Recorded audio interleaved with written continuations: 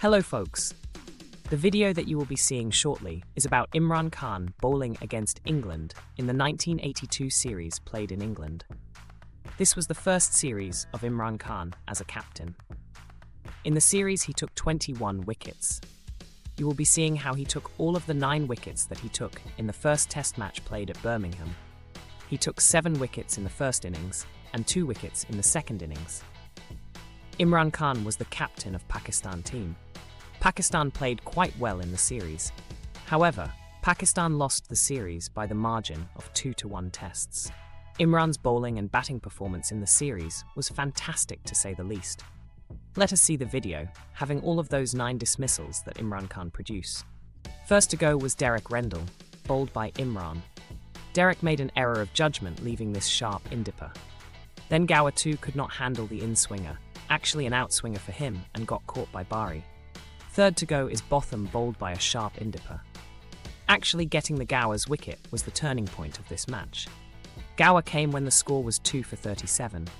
Together with Tavare, he took the score to 164. After his dismissal, wickets continued to fall at regular intervals, except for a couple of 30 to 40 odd partnerships. Let us see how he took the remaining 5 wickets in this first innings. Third one is Geoff Miller, bowled off a loosener from Imran at 47.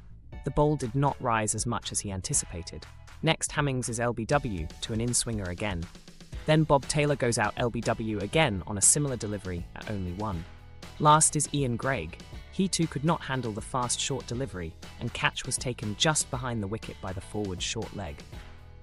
The last player who got out is actually the son of famous TV commentator and former England player Tony Greig. He came in at number 8, playing as an all-rounder like his father. He took 4 crucial wickets in the first innings.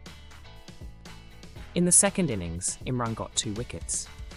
First one was Chris Tavai, who could not manage a rising short ball from him and got caught at forward short leg. Then Imran clean bowled Derek Rendell with a very fast in-swinger. Derek had just completed his century, by the way. He was playing very well at that time. By the way, Imran in those days was very fast. He could easily bowl up to 150 kph and get it up to 155.